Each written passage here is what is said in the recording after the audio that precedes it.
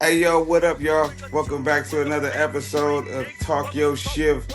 It's your boy Reggie here. Of course, this is presented by Reggie TV. I got my brother Big Lou with me. Y'all say what's up to Big Lou? What's going on, everybody? What's going on? Glad to be back. Let's do this. Let's do this. I'm ready. Indeed. It's been a few weeks since we've been back. Both of us been on cruises and been crazy, the same boat, just at different times. But maybe we could do another show talking about our own experiences about the cruises. But today, we having that Lakers talk, just because that's the hot thing going on right now. Talking about Bron, talking about Luka, talking about where they are in the West, and we'll do another show on that maybe another time. He's talking about our experiences on the cruise. I know people love the cruise talk. But yeah, we're jumping into these Lakers, man. After the trade, they go from what, five in the West to second in the West or something like that. I mean, initial thoughts was a little shaky about those two dudes playing together and the fit and how would the team be and what kind of dynamic would they be defensively and rebounding and um, you know, understanding the youth. I understand trading for the youth, him being 25, AD being 31, I believe, or something like that at this point. So I get that part of it. Like you can't really go wrong with the thought process behind the Lakers and saying if they give it and it's on the table, we gonna definitely see what time it is. You know what I mean? Like and figure Right. that out. But at the same time, you do worry about them in the playoffs and defensively, are they gonna be impacted by the lack of interior presence that they have? They've been really active on defense. But I will say, if I can make one admission on my part about my initial thoughts about this whole thing and him and Brian playing together, it's just it's almost like a new life for LeBron. And it's crazy that his herky jerky kind of play and style and being ball dominant works for what he needs, what LeBron needs right now. And to be able to be effective scoring, creating off the ball, or whatever it is that he does, but not having to do it and jumpstart the offense. Be in a position where he can be the Kyle Korver. You know what I mean? Like he don't have to be he don't have to be the guy that's making that cross court pass after driving and kicking it all the way to the corner because they got the court vision to do that. And it's only a few dudes in the league that's making that pass. Right. Let's just be real. I could say that my initial assessment of not really knowing how they were going to figure it out, I don't know if that's just Bron and Luka working through their situation or JJ, you know what I mean? Him being a basketball mind and a basketball savant and being a student of the game in a sense, being able to figure out the quirkiness of those two styles and work through how they can be successful. Like a I baby think, feel. yeah, I think that he has to be playing a role and be active and effective on what they see out there and what they're trying to do. When you go on a 6, 7 game win streak, it's not by chance. It's Sure. like y'all got something going that y'all figured out, and I think that he's a big part of that, JJ, which I was going to talk about in my second part of my. But I'm going to give you a minute to jump in there and your thoughts, just like on what you feel, on how you feel they're going so far and Yeah, where they man. Well, are. I can piggyback off a bunch of things that you just talked about a few minutes ago. I mean, I can start with JJ. I think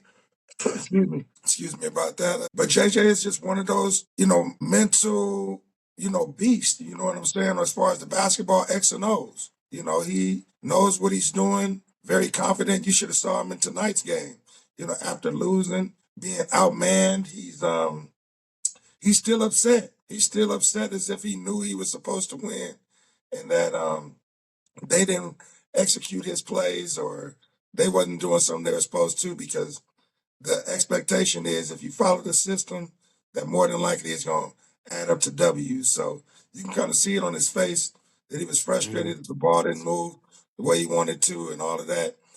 To the point of AD, I'm so glad they got rid of that dude. And I've said that already. I don't want to be on that dude too much. But Luca was exactly the recipe that LeBron needed. I mean, you're absolutely right. LeBron mentally, physically can take a step back, and that just, in some ways, gives him, more energy to be present on the court. In every way. To be the Kyle Korver and be able to sit back, 40 years old, realizing like I was never able to do this when AD was here. That's the reason why I'm bringing him up. LeBron wasn't able to rest. He wasn't able to take no backseat. He was Well, still yeah, working hard at a time he thought he was going to be able to give up the keys, and he realized he right. had to go a little longer.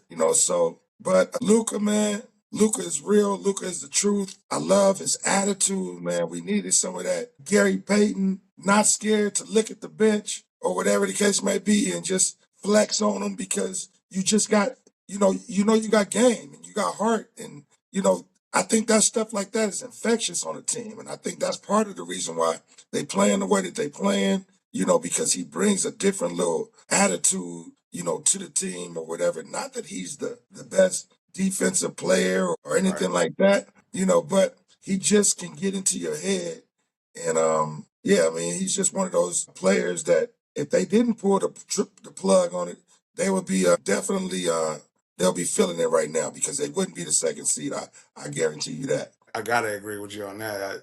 I don't think they're two seed with the previous roster and the attitude and just the approach towards their mindset on defense and everything was just way different as a team, as a group. But just like also talking about that Luka effect on LeBron, we talk about what it is that he is able to do, like from a scoring perspective. It's not just like he can really initiate all of the energy that he would normally in initiating the offense into scoring. And we've seen him do both. We've seen him for years do initiate the offense and have to score. And then sometimes he initiate the offense for others to score, then he initiate the offense for himself to score. But he legit can just focus on scoring. Like, Right. and that is not a thing in his ever been once You know, in his I would career. I would add Even in also. Miami, though. Right. Another thing I would add is, and it's not too many people that you can put on this level of the LeBrons, the Chris Pauls, as far as the mental, the generals, the floor generals, that really, really understand and know the game in and out, as much as the coach. I think Luka is one of those type of players too. Well, yeah, you got to think about the experience that he's had over time of playing with adults from probably the age of 14 years 12. old. Yeah, 12, Yeah. 13 years old. I'm sure playing with adults and then that being the standard for him. It wasn't like most kids in America, they play with adults sometime, but then they normally practice with, or play around kids their age. The Right. standard for that kid from 13, 14 was playing with grown professionals. Sure. So it's like, of course, the mental expectation, the professionalism that they had, that was expected from him at a young age to learn and grow as a basketball player overseas is different. So you come over here with a different mindset, especially also being that he's an experienced leader of a franchise.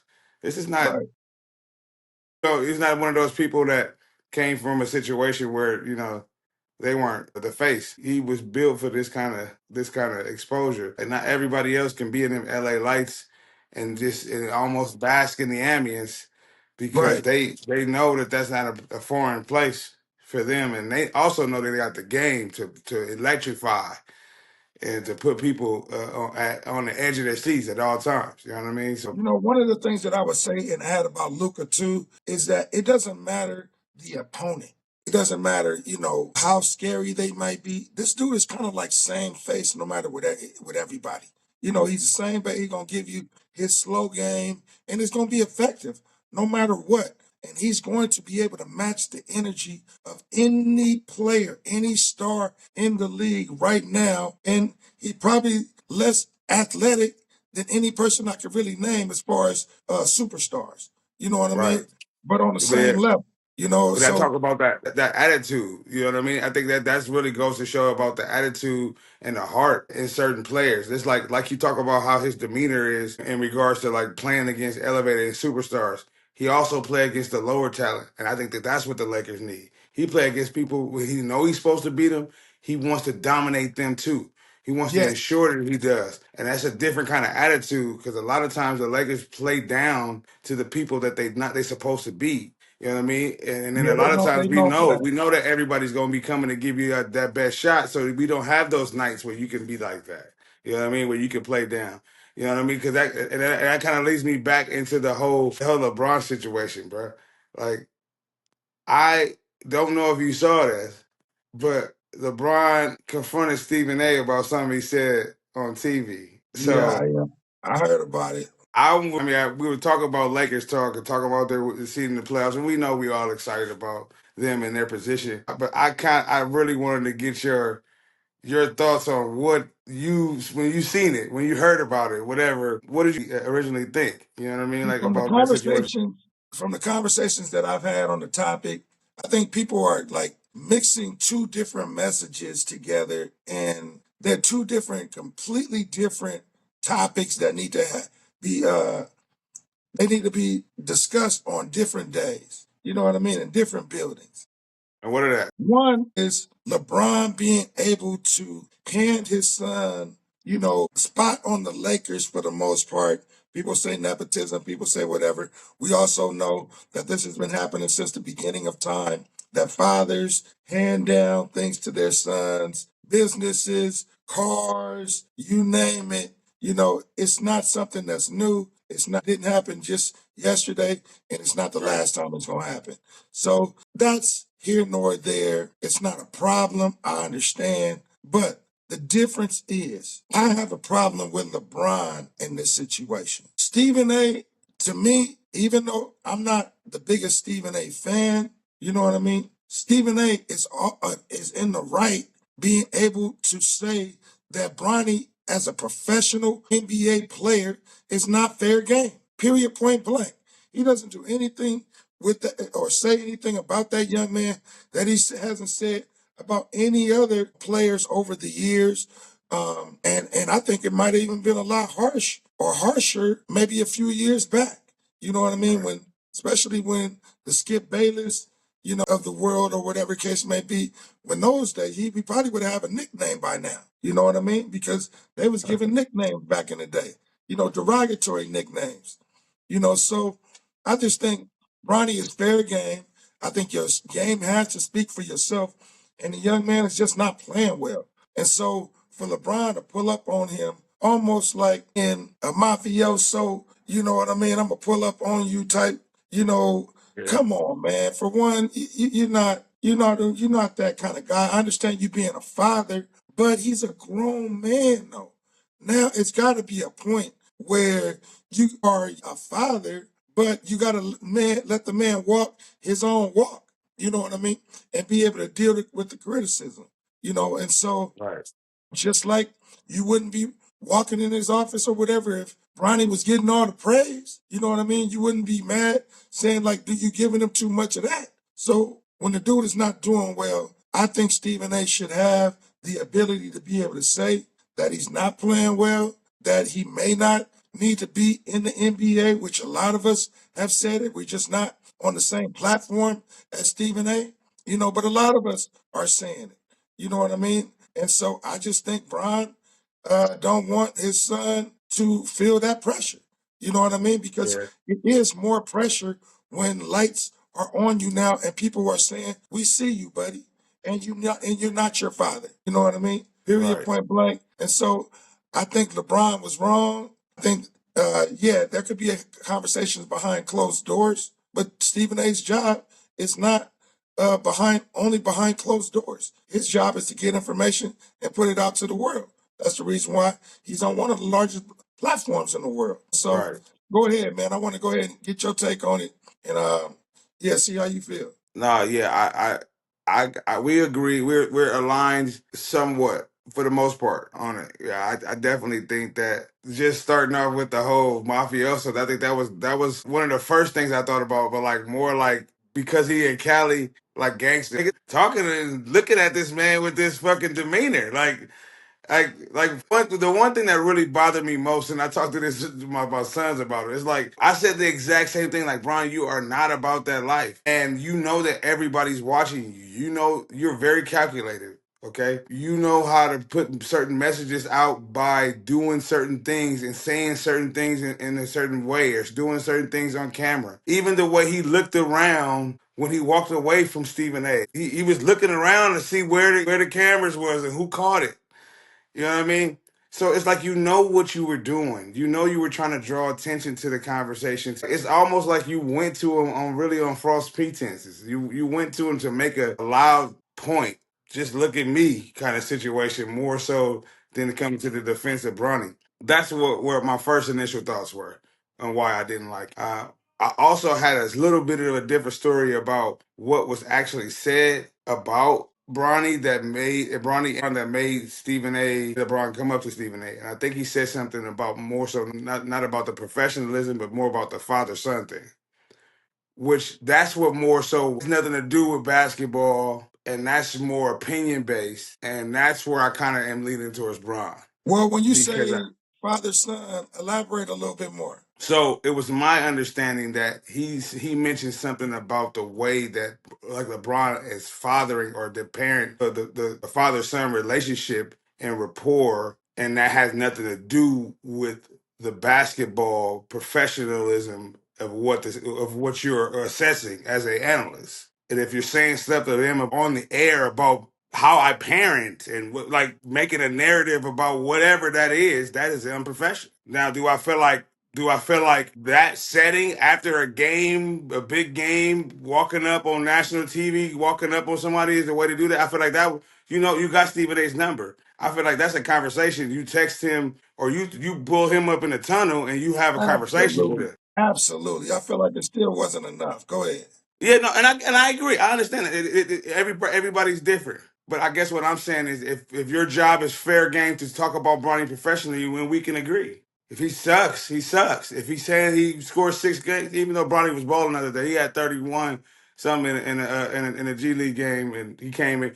But I agree. He's not, he may not be ready, and he's fair game to say that about. But it's like, don't be talking about the man kids or like, you know what I mean. Like I just think that when you if your obligation to report the sports news then ventures out to other stuff talking about relationships and all, I think that is an area that you probably shouldn't venture into if you're talking about sports analysts. Yeah, true. But do you believe that the same thing happened with like LeVar Ball, where conversations weren't only basketball related, that somehow his parenting came into play at one point or another? Let's just say, for instance, I mean, not too many other Shaq and his kids, what I mean, even though they're still in college, I mean, they're not playing Right. professionally or anything like that. I just think, again, he's not the first and probably won't be the last. When you have a parent, especially a black parent, whose offspring has, gone to, the same platform or the same level as the parent or whatever the case may be. And, the parent had a lot to do with it. I think you're going to just have those conversations, man. Yeah, Whether somebody's doing, well as a parent, somebody's not doing well as a parent.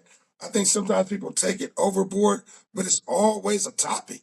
You know what I mean? yeah. So here's where we part ways or we have a difference of opinion is because it's not necessarily to say that you're not fair game to talk about because of what your parent might have done prior to you and your arrival. That's no different from Dion and Shador and Shiloh or any of the NBA basketball players. That sons, Kenyon Martin's son, and Scottie Pippen's son, and all of this stuff. It's like talking about Scottie Pippen and Larsa and his wife because Scottie Pippen's son is on the court. It's inappropriate. So what that it's correlating. You get what I'm saying? And Hmm. I would say that if it'd be inappropriate to talk about Shaq and his kids in their report, I would say that it would be inappropriate to talk. Now, if you're talking about them as a player or a student athlete because you're reporting on the NCAA or whatever it is, that's fine.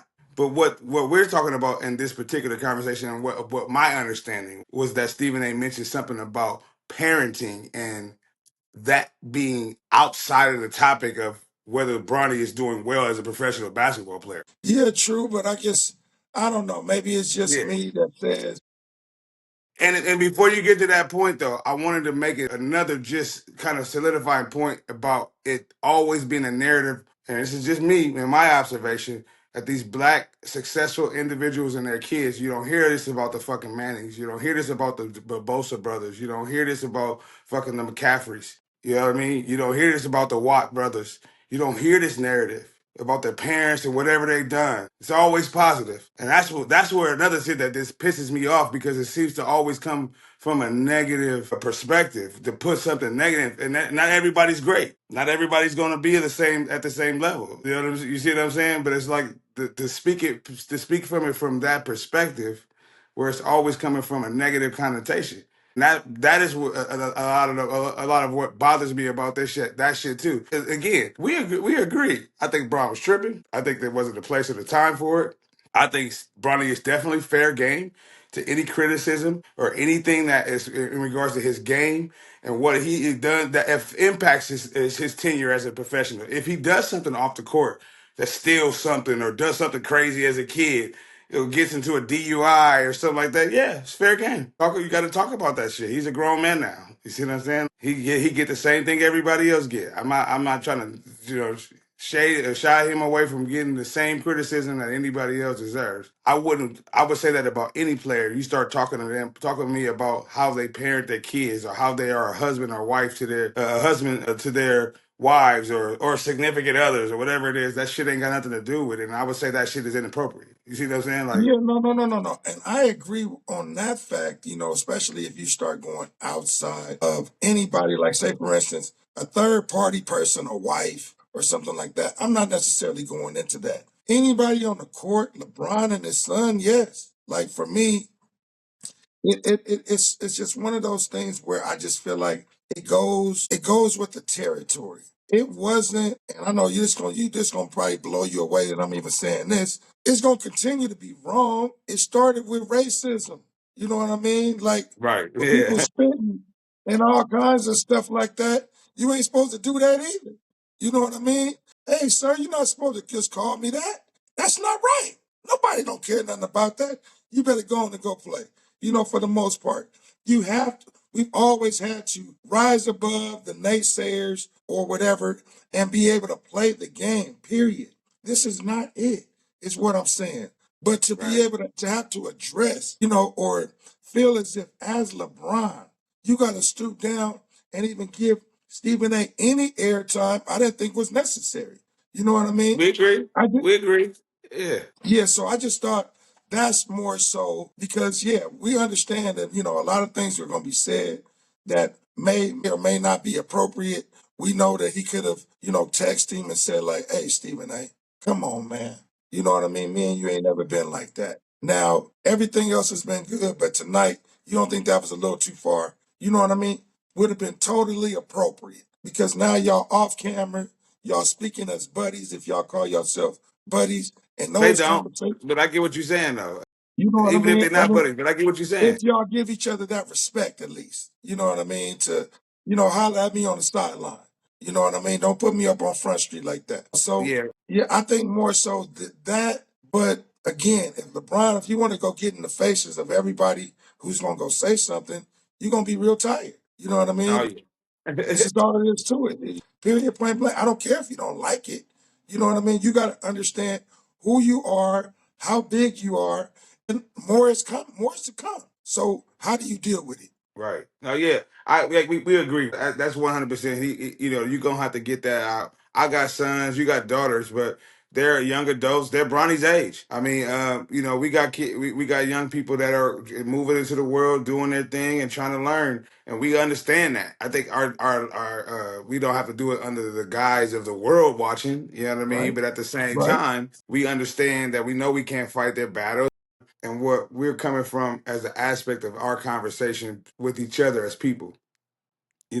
What kind of narrative are we putting out there? And I think that was kind of where LeBron was coming from. LeBron was wrong for how he did it. We can all agree. But I think there's more so about, like you said, we've been dealing with it from the beginning of time. Racism, people spitting on you, calling Dr. J and Bill Russell an N-word, and get out on the court, you monkey, and all that kind of stuff was being done to the people that was rooting for them.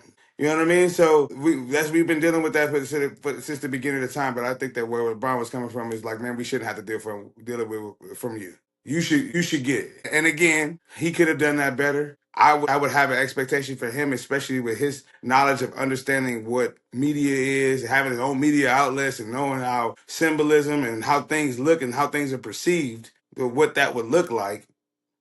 two black men, high figured, high powered black men in an entertainment and sports world, kind of going at each other about whatever it is that they have a disagreement about. It doesn't look good. Hmm. You know what I mean?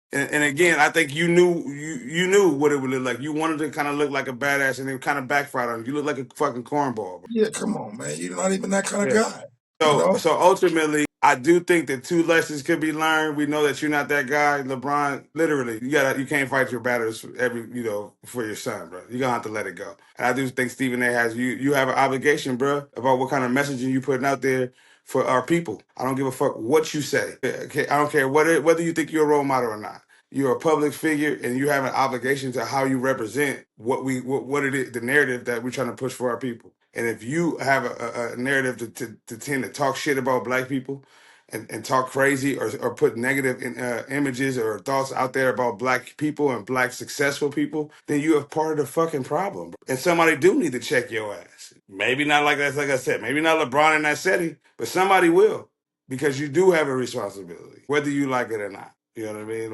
And I would hope that in his 40 damn years of journalism, he would understand that, bro. It means something when you say something on the platform. Yeah, I Whether we just think like I believe Stephen A. is one of them people that's kind of hard to read. You know what I mean? And amongst the black audience, I just think he has he has his few fans or whatever the case may be. But I think a lot of people would probably feel the same way.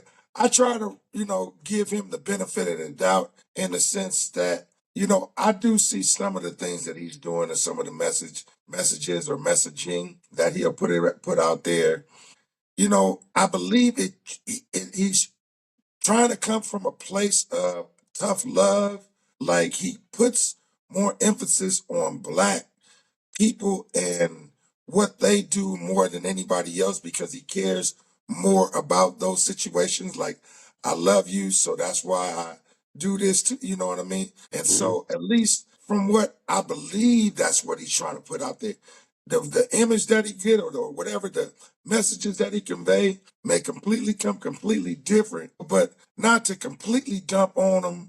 I have seen a lot of the messaging on the other side too, but I think he can be a lot more clear and I think he can be a lot more balanced. His messages towards white America and, what's going on there, especially when stories pop up. Stephen A., you got the inside scoop on everything. You know what I mean? And we know there's a lot more going on behind closed doors that we don't hear that you probably do. And shine a light on a little bit of that too, brother. You know what I'm Right. saying? Like, that's all I'm just trying to say. We may not be Right. privy to it, but maybe you are.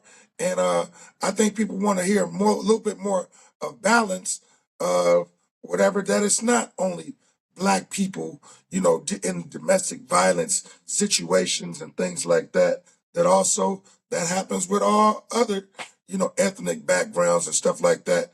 Right. But we don't necessarily hear it much, and when things are being swept under the rug for the most part. And so that's all. I think if it's out there and you have a way to get that information, I think people just want to hear a little bit more balance from you because it seems like sometimes it might be lopsided. Yeah, I think that, like I said, that's kind of one of the points that I talked about. And again, there is some valid points to some of the positive things and some of the awareness that he brings to certain situations for our community. And it's not to say that he never does that, but on far too many occasions, we've seen the narrative about black athletes. Domestic, like you said, domestic violence, drunk DUIs, getting in trouble with the law, gun possession, whatever it may be, time and time again. And when you have players, like I said, not to go into detail, but like Josh Giddey and his statutory rape or whatever situation that he had that nobody know about, nobody hear nothing about. He just playing and going along about his way, going through his little court case or whatever. But nobody talking about it. Not on ESPN, not the Well, topic. that's the But let point I was some making. That's the point I yeah, was making. yeah. So like you said, it definitely does happen. We'd like to see more of that. Like I said, overall, we appreciate the fact that they were both able to just talk about it, make their peace, and move on. We don't like to see the black men arguing, black people going at eyes, especially in public and all that. That's just something I condone at all. Like I said, just deal with y'all issues behind the scenes and we can all move on, man. But before we get out of here, we got to check in on the mental health aspect. We love y'all. We want y'all to know that y'all got a place y'all can come and holler at us, talk to us about whatever. Drop mental health, hashtag mental health in the comments if that's what you want to chat about, or you can DM us at Reggie TV, or even we also have a new YouTube page, the Talk Your Shift YouTube page as well, so y'all can tap in over there if you where all the podcast episodes will be posted as well. But we appreciate y'all, man, for checking in, tuning in with us, coming back for another episode of Talk Your Shift. We love y'all. Presented by Ready TV. Big Lou, we out of here, man. We're gonna see you on the next episode. Hope we see y'all. Y'all take care of each other. Take care of yourself. Peace. We out.